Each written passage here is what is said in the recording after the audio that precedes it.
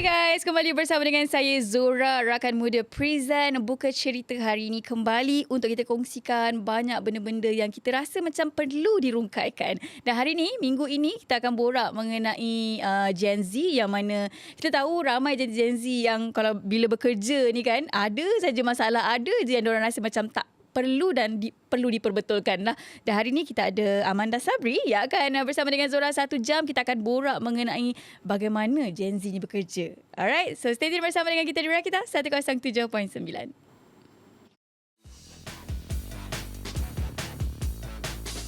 Lebih real, lebih fresh, dengan segmen baharu.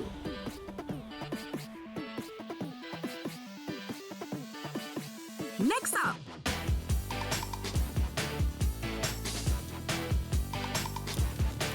Buka Cerita,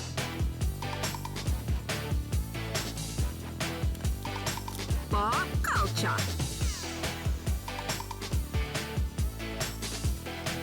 My Sukan Corner, bersama tetamu menarik setiap minggu.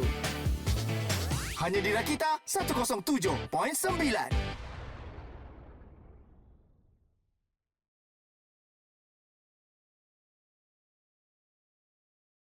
Cerita hari ini yang mana kita bercakap mengenai susah ke nak handle Gen Z sekarang ni. So Amanda akan kongsi dengan kita disebabkan dia kakak kepada adik-adik Gen Z dekat TikTok kan. Kita nak jugalah korek rahsia macam mana dia start mengumpul orang kata peminat-peminat Gen Z yang memang akan dengar je akak Amanda ni cakap. Okay. Thank you. Hai semua. Nama saya Amanda Sabri. Tak adalah nak kata kawan or gang kepada Gen Z, tapi sebenarnya I've been in the entrepreneur space. I dah start banyak business sebenarnya dari early age of 20s. Belum habis uni pun I dah sibuk nak start business. Okay. So in the very early stages, I had to hire people that are willing to work for me for a little bit of money lah kan. Okay, so ni kira kena hire gang-gang sama lah kan. So as I was growing my career and I entered mungkin umur 30-an, was probably my first time entering a public listed company. So I was a chief operating officer of a very big company yang diorang ni before I join, most of the employees are dalam 40-an 50-an punya age gap, age range. Tapi the biggest problem is that they were entering a digital space. So kalau nak masuk digital space, the players yang sebenarnya tahu what is happening are the 20 and 30 year olds lah, which is the Gen Z dengan the millennials, which is what I am. I am a millennial now. I'm 36 now.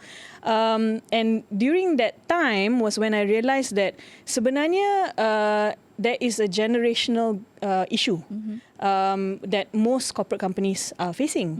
So I became the macam messenger, middleman, where I can actually motivate generation baru, which is Gen Z. Then at the same time explain their creativity, their innovation kepada gang-gang old school lah. Gang-gang old school are the 40-50 year old guys. Very difficult. So how I started coming onto TikTok ni is because all my staff who like me lah, nasib baik dia orang suka I. Followers start daripada yang serang Yeah, lah. so my followers started from my own staff. So they used to tell me, Amanda, kalau you cerita benda ni dekat more people, it will not only change the way that they enjoy going to work, but hopefully you can also change the mindset of the bosses.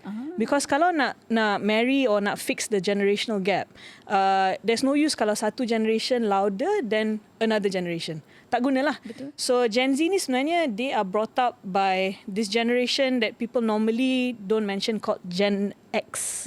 So Gen X, dia selepas boomer tau. So now they are maybe in their late 40s, early 50s, that kind of age range. So most Gen Zs, dia punya mak ayah is from that generation. But that generation, if you realise lah dekat social media, ramai orang don't talk about them. Why? Because they are the most hardworking generation. They just work. They work like crazy. Diorang tak tahu pun social media ni apa. They were the generation that bangun pagi, pukul 7 pagi dah keluar rumah. Dah work, they work sampai pukul 10 malam. They just make sure anak-anak masuk sekolah, dapat top grade. Cukup makan. Device ada semua. Tapi dia tomorrow morning, dia start balik. Pukul 7 pagi, dia keluar balik. Betul. Back again and again and again. And most of the Gen Z grew up with parents like this. Parents, they're hardworking gila. But the Gen Zs were then brought up by technology. They are the first generation that was actually brought up by technology. During my time, millennial, I'm still young, still in my 30s. But my first computer was when I was 15. Lambat. Kita pun lambat. Lambat kan? Kita nak dapat smartphone, nak dapat access to information, lambat sebenarnya. I dapat pegang komputer pun umur 18 kot. See? And nak tahu guna, forget it lah. By the time 20-something, barulah terkial nak tengok how to use search engine properly and all that. This generation, dari time 5-6 years old, dia dah tahu dah search engine macam mana nak guna. Guna tablet. Guna nak charge tablet. phone tu sendiri. Exactly. So this generation, bila I as a kakak lah kan, tengok the incoming generation, I was like, oh my God, I need to figure out this crowd.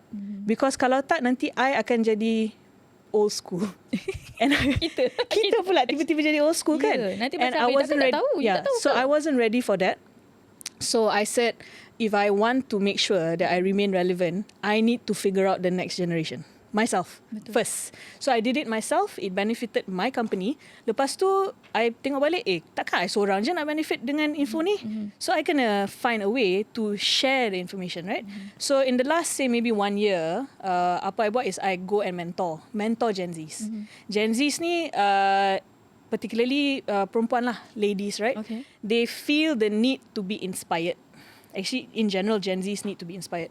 And so I position myself as a mentor. Barulah start. Then they start saying, buatlah TikTok. Time tu TikTok pun, TikTok account pun I tak ada lagi. Apa tu TikTok ini Apa tu? I tengok Instagram je. You know, I'm the Instagram generation. You know? Kita lah tu. I'm the Instagram generation.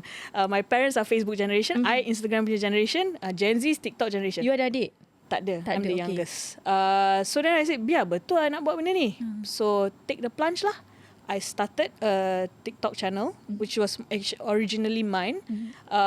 And my husband is also pretty big on TikTok, but he talks more on current affairs punya benda lah. I punya jenis more of whatever is related to me, yang bagi I semangat. Dengan job you lah. Dengan my job lah. So my job is, today I run an investment company. I buy and sell companies. Tapi kalau setakat nak beli company, lepas tu nak jual overnight, memang tak. It doesn't happen like that. Selalunya kita beli company, lepas tu kita kena grow the company. Kita usually take maybe dalam 3 to 5 tahun, kita akan grow company ni. So contohlah, ada company yang kita beli, dia punya revenue mula 500,000. Small company, katalah small gym kan. Within the 3 years, kita akan implement new system, implement technology. Lepas tu drive dia punya revenue jadi say 5 juta. Then baru kita jual company tu. So that's the business that I do. And the people that work for me are all new generation. So kita memang kita nak borak lah pasal macam mana so you bekerja dengan Gen Z I ni. bukan wakil HR. I am coming from the perspective of a boss or somebody trying to build a business yang sustainable, yang boleh last long. Kalau setakat buat business yang boleh tahan 2 tahun, 3 tahun, that's not my game lah. So kalau nak build business yang sustainable, yang can be around for 20-30 years, I have to hire orang muda kan? Betul. Because orang muda yang Diorang yang lagi tahu. long lasting. Ya, diorang akan membawa. Betul. Kalau I hire yang 40-50 year old, nanti dah belum apa lagi, dah nak pencen, dah sakit. You know, so it cannot lah. The truth is I can't. In my sector, I cannot hire the old school guys only. Tapi kalau kita tengok dekat social media, macam mostly Gen Z ni dia ada banyak kriteria yang diorang nak macam ni, diorang nak macam ni. Betul. So macam mana you boleh bekerja dengan diorang? I mean like macam kawal diorang ke? Not really. I think in my experience dia sebenarnya apa yang dia minta ni is well deserved. Alright. So I think mungkin ramai orang tak setuju kot. Maybe employers sekarang of bigger companies, maybe geng-geng HR will say sudahlah perempuan ni habislah kita. Antaranya apa yang diorang minta? Most of the time, this is a generation yang tahu that their starting pay is a particular pay grade. Zaman kita, you tahu tak pay grade you bila you masuk jobs? 1,200. Yes. Tapi that is something kita boleh search online tapi tak boleh verify. Betul. Sekarang ni, kalau kita nak check pay grade, dekat Instagram ada account Malaysian Pay Gap ke, macam-macam lah, Betul, you transparent check, kan? salary ke, where it's clear cut bagi tahu dekat you kalau buat kerja macam ni, dapat salary macam ni. experience macam ni, salary macam ni. So generation Z masuk area kerja and immediately tahu that kalau I buat kerja banyak ni, I kena dapat gaji banyak ni. Okay, so the reality is that that's number one, that memang HR terkejut. It's like, what? How can you, who are you to ask me gaji? I rasa sebab HR ni dia belajar. Okay, dia belajar, dia masih lagi menggunakan sistem dan buku yang sama. Yes. Dan kita punya sistem orang kata salary ni pun tak berubah, masih lagi maintain macam dulu. That's why bila budak-budak sekarang diorang lagi macam open. Betul. Dan diorang demand gaji diorang. Betul. HR tak setuju sebab diorang masih lagi menggunakan. But that's not only, bukan itu saja. Sebenarnya the skill set of Gen Z dia 2 atau 3 kali ganda generasi yang sebelumnya. Why? Because their speed of learning and their speed to access of information so much bigger than ours. So kalau dia enter workforce 21 years old banding dengan our generation 21 years old, the brain capacity tu dia macam supercharged tau. Dia lagi laju. Sangat laju. Now because they were taught by technology. So yang itu, that is the one part I feel HR sebenarnya tak sedar tau. HR sendiri tak memahami capacity dan capability Gen Z. Okay, kita borak kejap lagi. Kita akan mention sikit pasal HR kejap lagi. Terus kekal di Rakita.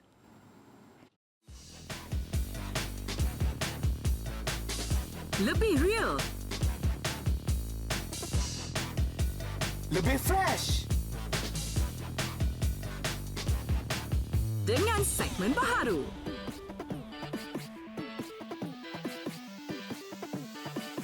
Next up,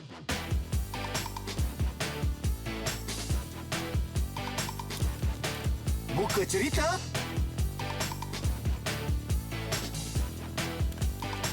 Pop Culture.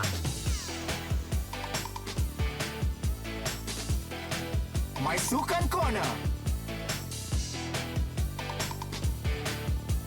Bersama tetamu menarik setiap minggu. Hanya di Rakita 107.9.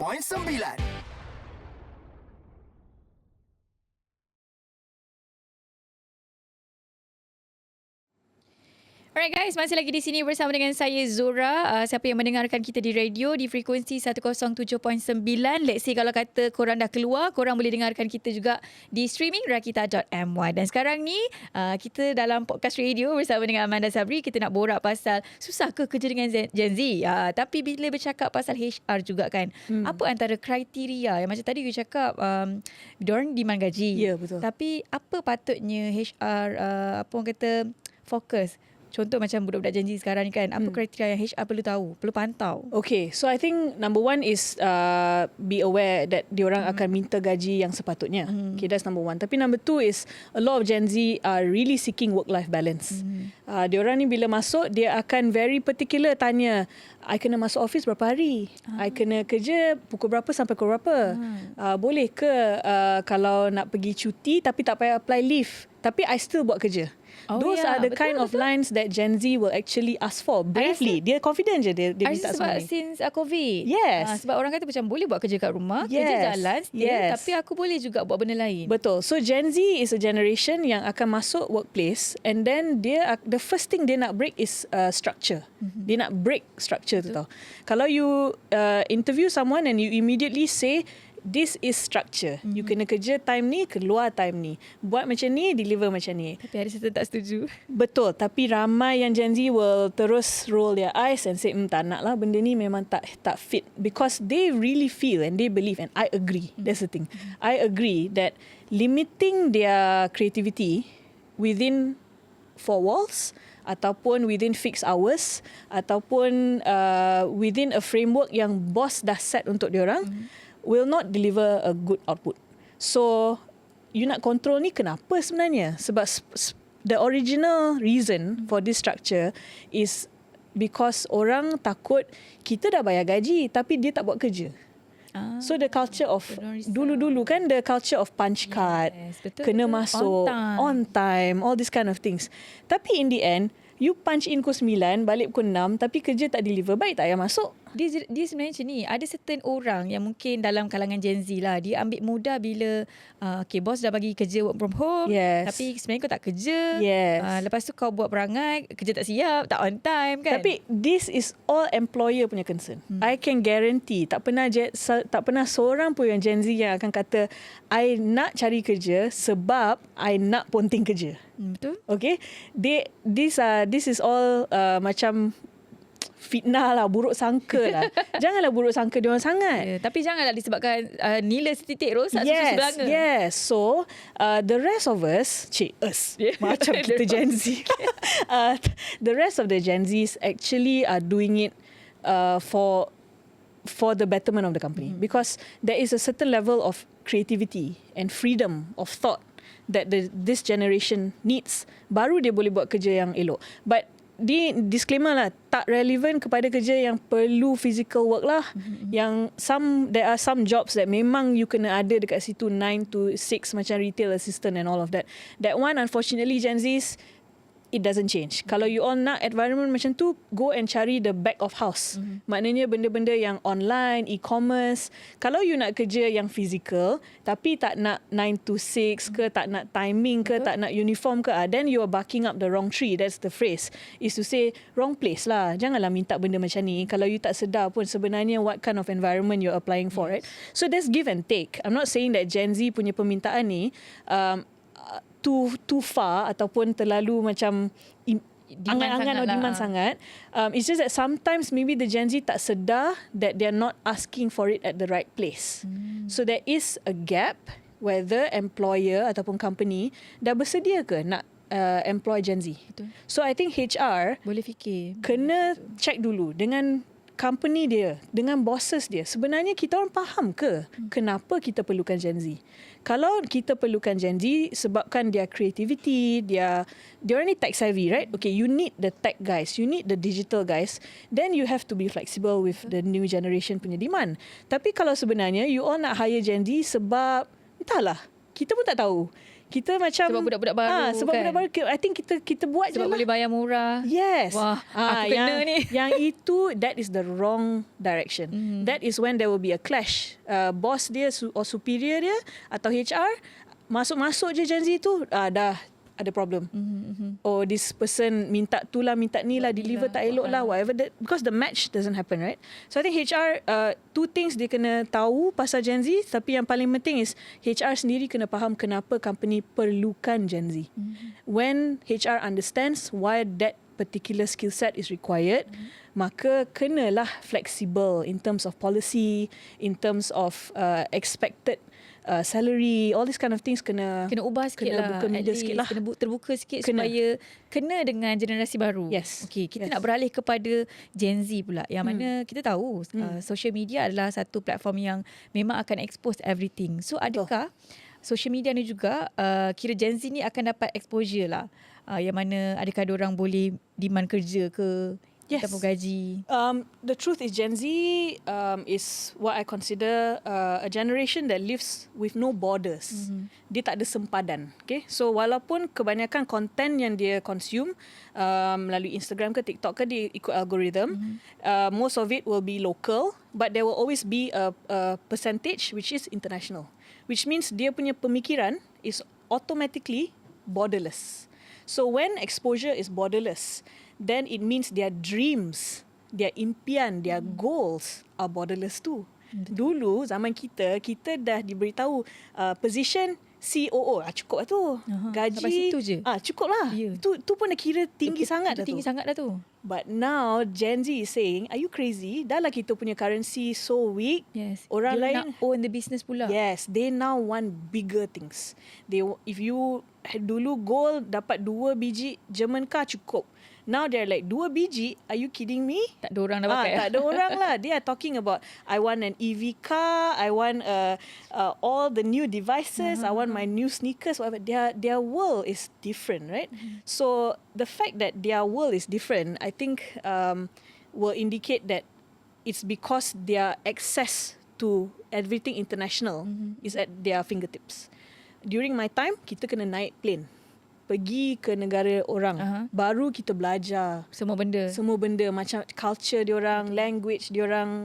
Sekarang ni I can promise you Gen Z girls at least 50% know more about Korean culture than their own culture. Kenapa you mention macam girls? Kenapa? How about the boys? So I think for me, like I said, I went into this space representing people that I feel most connected to. Okay. So as a woman, a Malay woman, I grew up with very few Malay women yang inspire me tau. Macam kalau I jumpa, the first question they always ask me is, bila nak kahwin? Anak berapa? Itu Sangat-sangat typical punya questions. And from kecil, I was like, dah lah tu. Takkan tak ada benda lain. So now I am married and I have a child, but I no longer walk into a room. Lepas tu, the first question is they ask me still about my marital or private affairs. And I think that was my goal. My goal is to distinguish myself, and that's why I want the next generation of women to have something to look forward to lah, look up to. Alright. Kita akan borak lagi dengan Amanda sekejap lagi. Terus kekal di Rakita. Lebih real, Lebih fresh. dengan segmen baharu.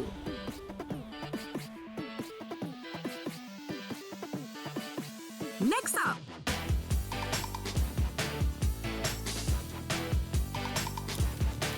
Buka Cerita.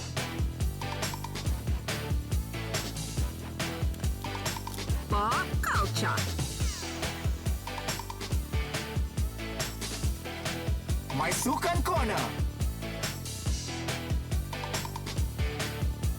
Bersama tetamu menarik setiap minggu. Hanya di Rakita 107.9.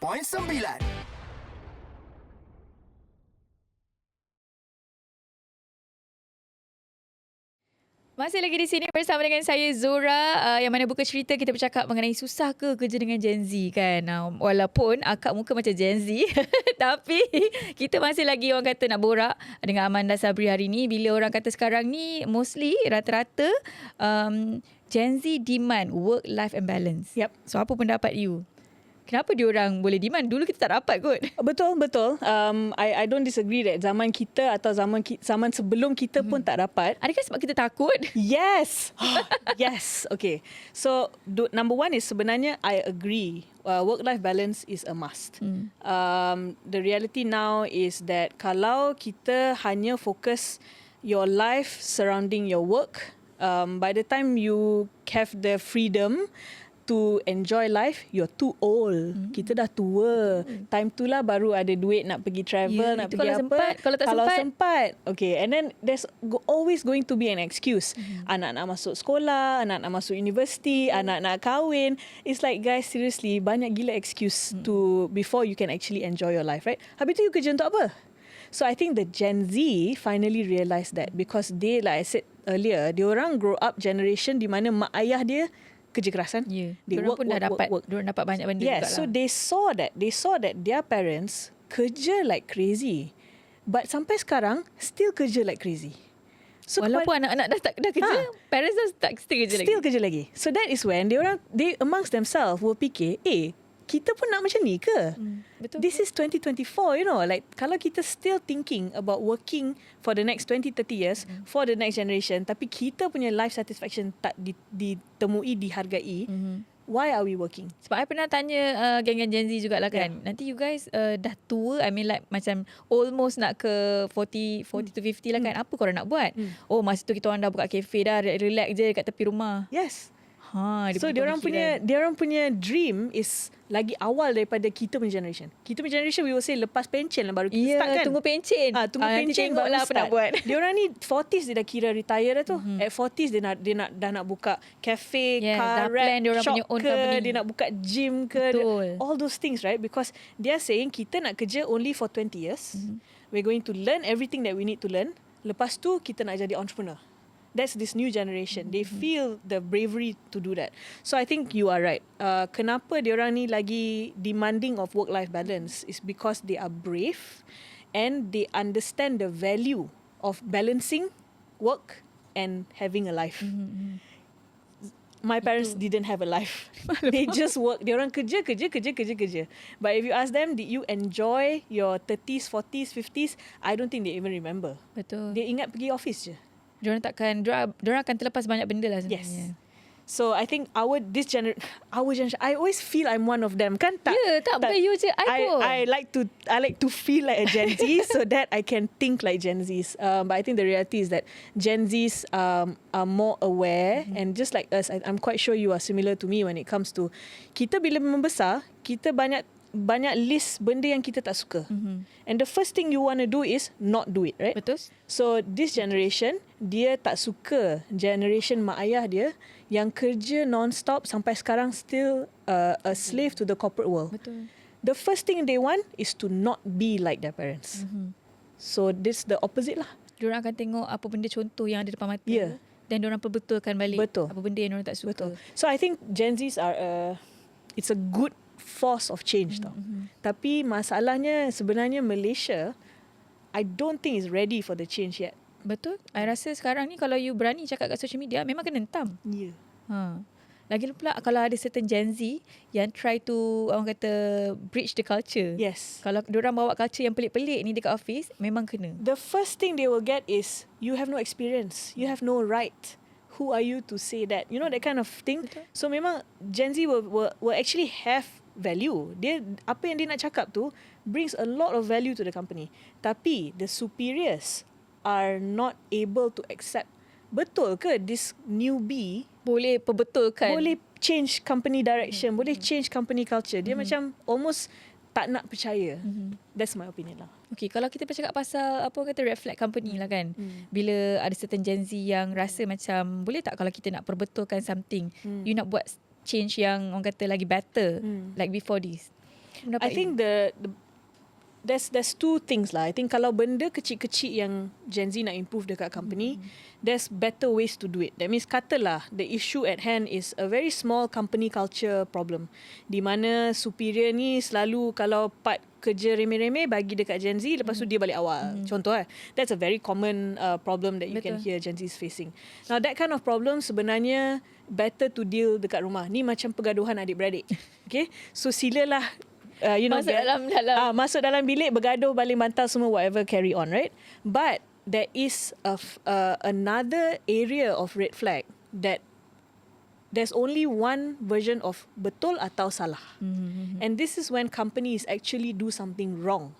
So there are companies every day yang akan dengan sengaja buat decision yang tak sepatutnya. Okay, I'll give you a bad example. I'm not as in a strong example, tapi dia bukan based on cerita benar lah. This is just an assumption. Okay, so katalah there is a restaurant yang jual makanan halal. Okay, halal chicken rice.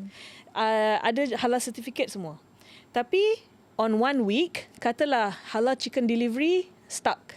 So owner tu kata tak apalah, aku ambil je lah daging ayam dari mana-mana. Contoh So the boss didn't verify sama ada ayam ni halal ke tak halal. Dia serve je. Staff dia tahu, sebenarnya bos tak patut buat benda ni sebab supplier tu tak ada jaminan langsung ayam ni halal. Padahal customer semua is all Muslims, right? Dan kena jual nasi ayam halal kan. Now at that point, no one can stop the boss except that Gen Z yang berani untuk speak up. In the olden days is like boomers. They call this whistleblowing. It sounds like a very big word tau. It's like you kena report dekat boss multi-layer dekat board of directors. You kena pergi superior dulu. Yes, pergi superior, tulis surat, This generation say, aku buka live je, habis. Memang, satu kedai kau tutup. Exactly. Polis datang. Exactly.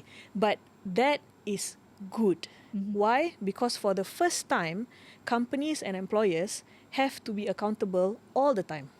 So sebelum ni, sebabkan proses whistleblowing tu sangat-sangat complicated, dia banyak peluang untuk bosses nak perbaiki dia punya kesalahan.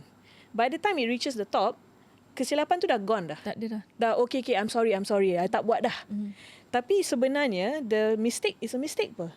Tak kisahlah mistake tu 5 minit ke 5 bulan ke 5 tahun. Mistake is mistake, right? So I think this generation, dia dah start culture ni, a lot of companies don't like it and in fact a lot of bigger companies, diorang akan spend budget yang tinggi to improve their PR PR management. So kalau terjadi benda macam ni, dia nak respon apa, dia nak how to macam mana dia nak compensate, counting balik blah blah blah. Itu fokus dah silap. Because the reality is company should not be worrying about the management of public perception. Company should be worrying, janganlah buat silap in the first place. And I think the Gen Zs should continue this culture. Companies in Malaysia need to be accountable.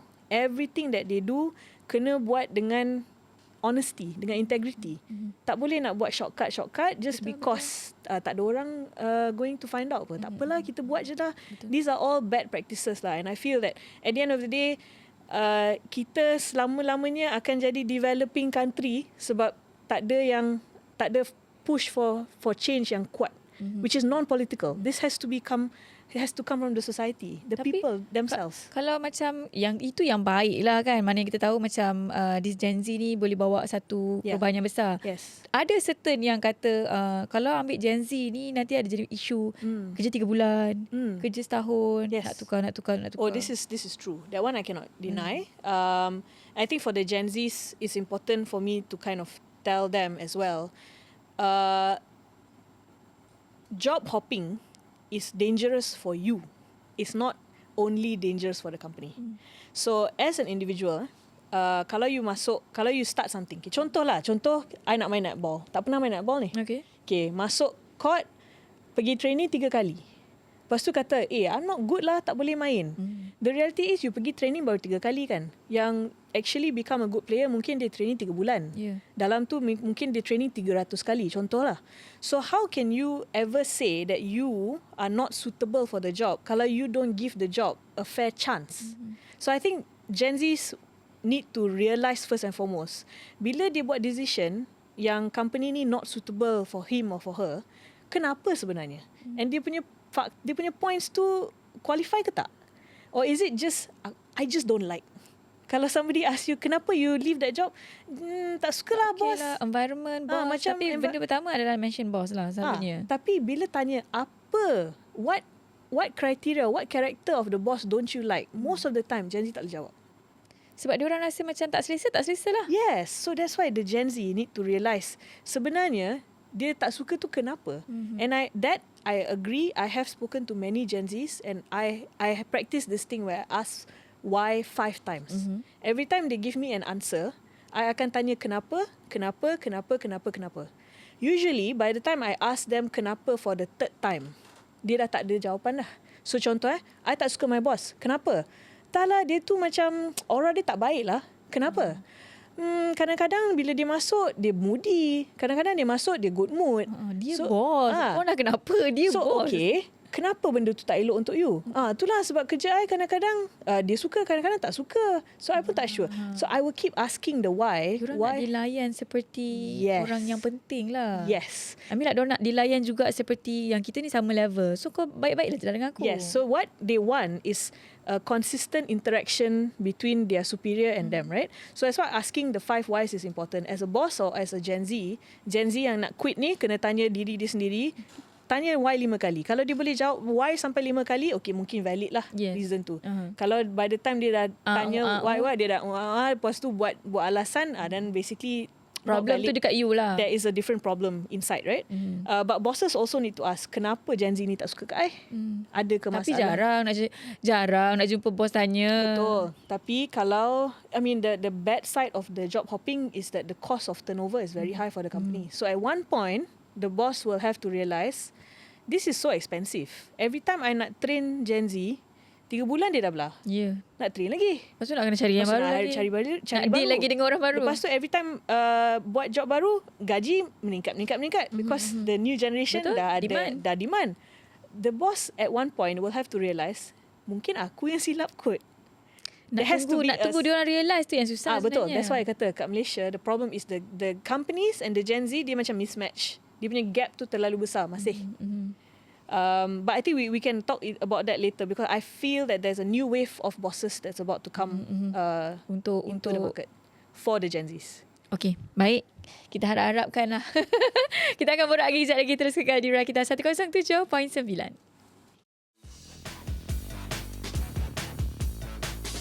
Lebih real, Lebih fresh. dengan segmen baharu.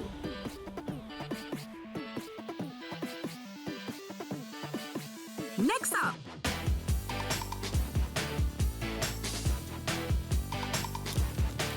Buka Cerita.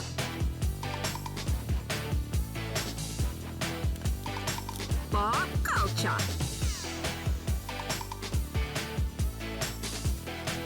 Maisukan Corner. Bersama tetamu menarik setiap minggu. Hanya di Rakita 107.9.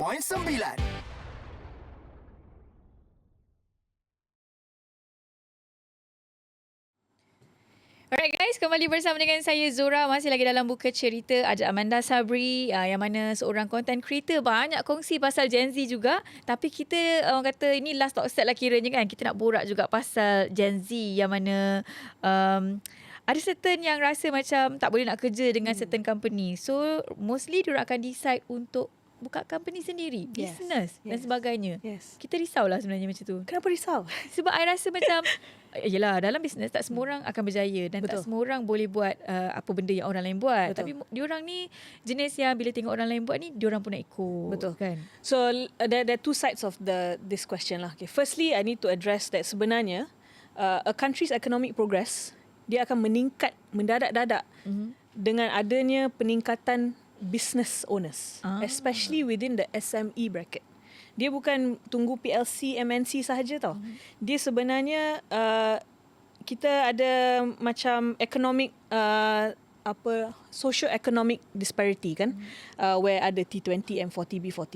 So to close this gap, sebenarnya a lot of smaller businesses is good for the country. That's a baseline. So in terms of the economic impact, more entrepreneurs, good for country. Okay, that's the bottom line. Okay, so the reality is that this new generation, yes, dia masuk workforce, dia tak suka bos. The first thing they want to do is, baik aku start sendiri. Betul. Okay, so they go out into the market, they try something new, they start a new business.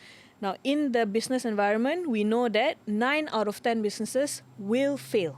It's a statistic, global statistic. 9 out of 10 businesses will fail. And that's because running a business is not just about esok bangun pagi nak jadi bos. Yeah. That's just like Nak jual. yeah, 1% of the effort. Nak buat business is most important being a very good leader. Tak kisahlah produk you bagus macam mana pun, if you cannot employ someone, tak ada orang nak kerja dengan you. Because you actually as a Gen Z are a horrible boss. Your business will never grow. You will say jual burger, you seorang lah jual burger. Dari pagi sampai malam, you lah seorang yang akan duduk situ.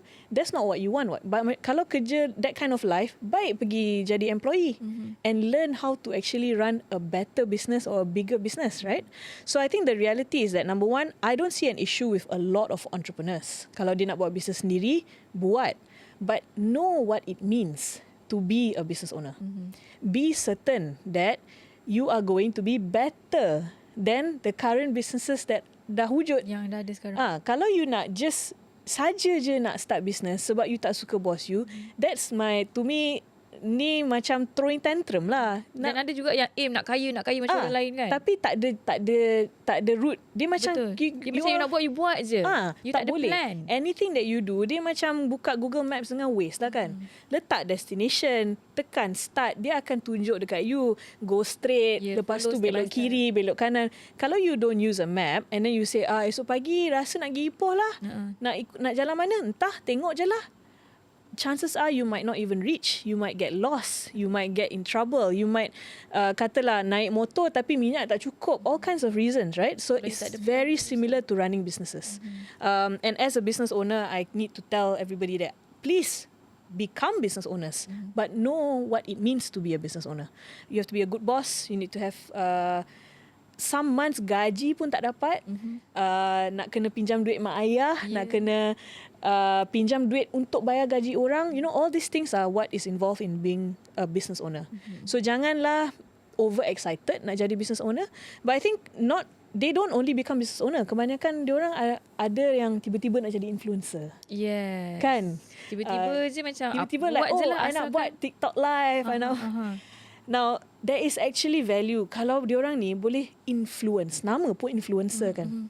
Their ability to influence is actually worth a lot of money. Betul. As a company kan, kalau I nak bayar key opinion leaders, influencers ni lah, Yes. mahal gila kot. Tahu. Satu video posting you boleh dapat berapa ribu, 15,000 gitu satu reel berapa ribu, that kind of thing. It's expensive, but the word is this. Kalau nak jadi influencer, silalah influence. Jangan setakat kata aku influencer, tapi bila tengok dekat account, views beratus-ratus je. And what kind of influence are you bringing to the society? Takkan menari pula kan. So you nak influence orang buat apa sebenarnya? Nama pun influencer kan. So I think Gen Z need to understand. Kalau dia pilih the role of influencer, have a reason, have a purpose. And then you deliver on that purpose. It's not, and your purpose should never be show off lah.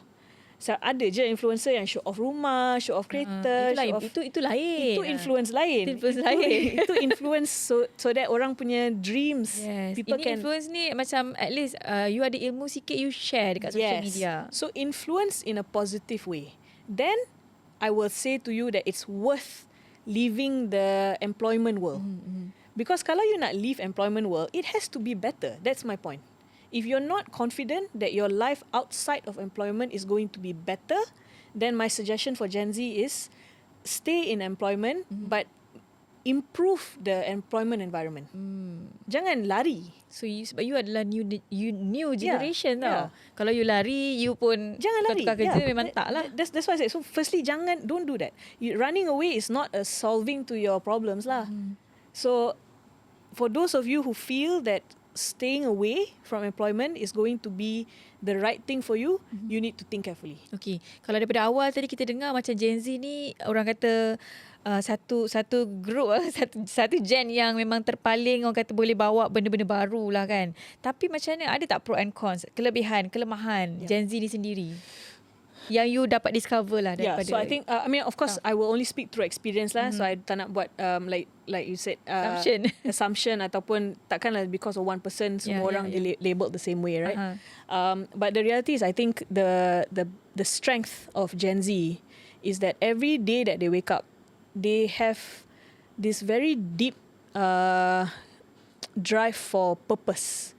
Dia kena tahu that kerja yang dia buat ni akan membawa kebaikan to something or to someone. Without that, they will have zero motivation to turn up for work. And I find that very amusing because kalau I tanya my parents, kenapa you kerja? It was always money. It was always material punya benda tau. I need this much money so that I boleh masukkan anak pergi uni, bla bla bla. But Gen Z, kalau you tanya, it will never be a jawapan of like, I nak jadi millionaire. Bukan. They almost cannot explain to you dia nak apa sebenarnya, because what they want is very internal. Dia nak kepuasan. They need to feel very satisfied with the work that they do.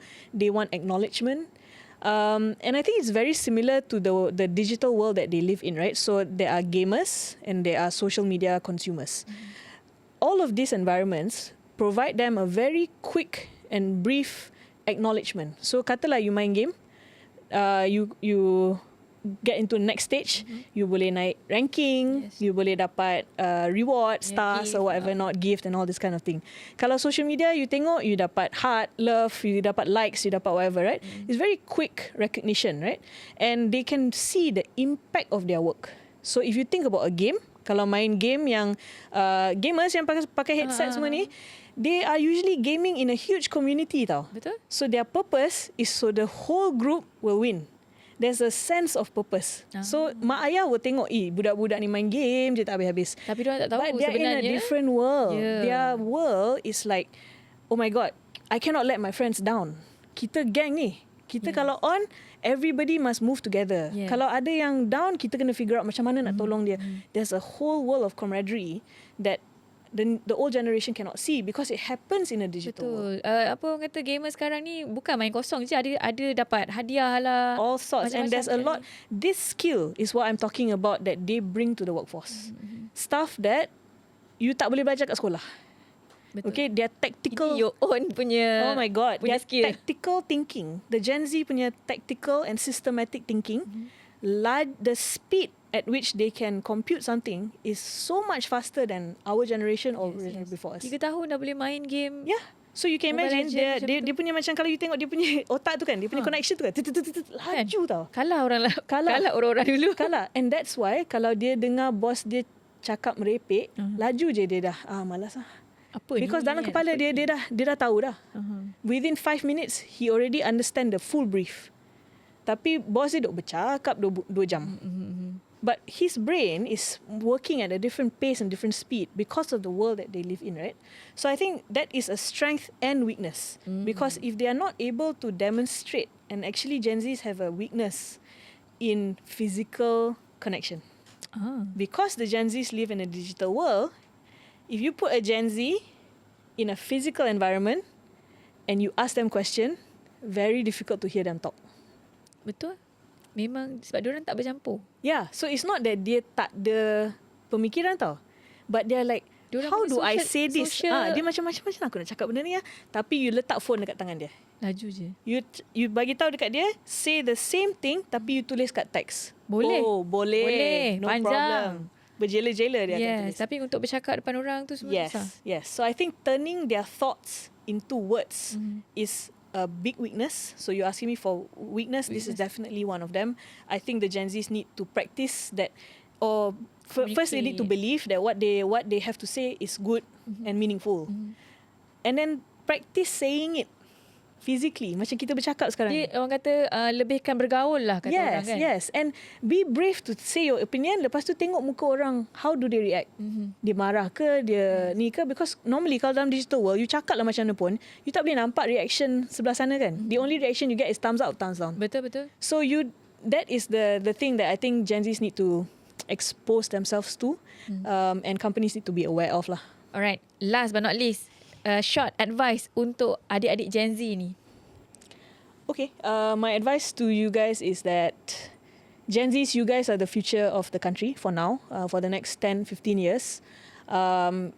It is over to you to actually make a positive change in the market. Kalau you all jenis selalu masuk bilik, complain pasal problem, stop doing that. Actually bring up problems and bring up solutions. Itu yang diperlukan dalam market sekarang. And every time you point a finger at someone, I had someone tell me this before, every time you point a finger at someone, there's 4 fingers pointing back at you. Which means the power is actually dalam tangan korang sendiri. So kalau you nak see a change, stop just sitting down behind your screen expecting the world to change. You need to do something. Baru the world will change to meet your generational needs.